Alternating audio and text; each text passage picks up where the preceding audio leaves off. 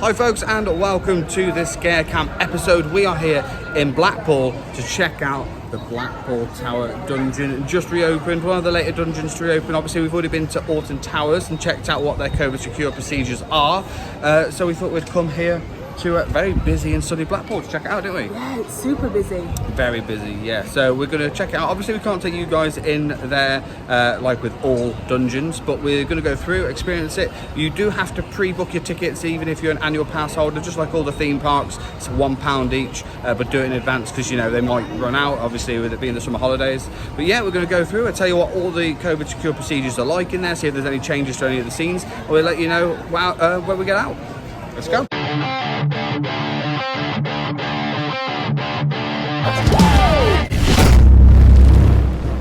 So first up, this door is closed. Hannah's waiting in the queue and they've got the markers out, and everyone has to go through this door, which is usually the pre-booked tickets, but now it's all dungeon tickets and purchases.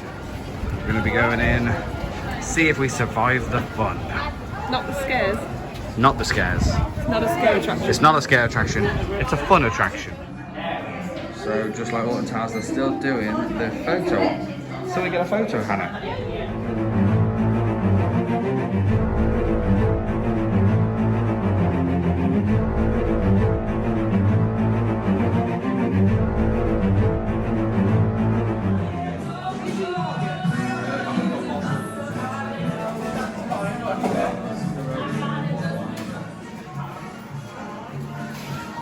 So guys, we have just come out of the Blackpool Tower Dungeon.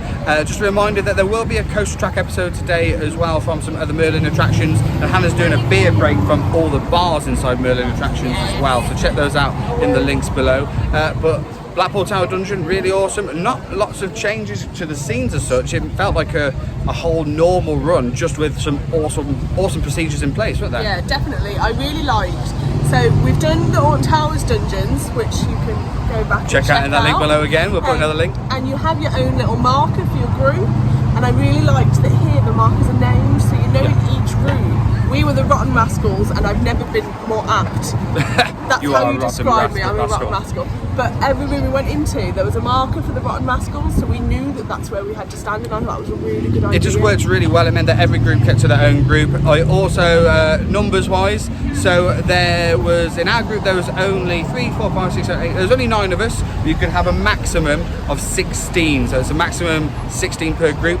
I am really enjoying the smaller groups in the dungeons. I'm not going to lie, and I do like the fact that it's only £1 for Merlin annual pass holders to be able to go in and book their slot. You know, it's only £1 on top of the annual pass, and I like it for that more relaxed approach, isn't it? You're not hustly bustly, you're not meeting up with those people. Everyone is staring at me like I'm in a zoo. But it was good. So a few changes within the actual inside in the courtroom scene. There's no pews anymore, you don't sit down. That's also a stood up scene. The other scenes all remain the same, whether or not you're stood up or sat down. I would like to say that the actors spot on throughout the whole of this experience.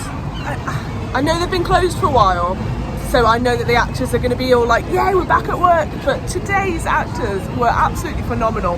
The Joker at the start had us in stitches. He was so funny, but also making sure we understood the social distancing throughout the attraction. We had a really funny girl for the plague doctor. She was absolutely hilarious, and I find that they stopped saying I like pulling out the bits, and I'm used to that. So when people say it, I'm like, yay, I like pulling out the bits. Yes. She was really excited to pull out those bits. Yeah, she did a great job. The whole team, fantastic job. There's a new scene in there, so we were going to go through each individual scene to tell you how different they are. I'm going to be 100% honest. Apart from Plague Doctor, where they had a pretend body in the scene, just like they did at Alton Towers, every other scene played out as it would normally, so we don't need to go through scene and scene. There's a little bit of out of date POS on the front of the attraction because Vikings are gone. Thank God! Thank God! long. Oh, they've tried to change it up, but that room now is fantastic. It's basically similar to the finale at the Warwick Castle Dungeon, The Witches. It's similar to the End of the Alton Towers finale. It's that sort of the Haunted of Molly Lee. So, and here I can't remember the name here, but it's a similar sort of attraction. I'm going to say so much better. The whole attraction flows much better. The strobes here are more intense than any other dungeon. I think the strobes are really nice. But when the witch appeared was absolutely incredible and made you really disorientated. Yeah, it was really good. Her exit, however, I don't know whether it was just that she timed it wrong on our run, but we saw her leave through the door. Yeah, so that needs a bit every of a time change. I've seen that scene, I've always gone, so is it like, is she under the table? Where is she? Has she gone out the window? Has she gone out the door? Like, I'm always not sure which way she's gone.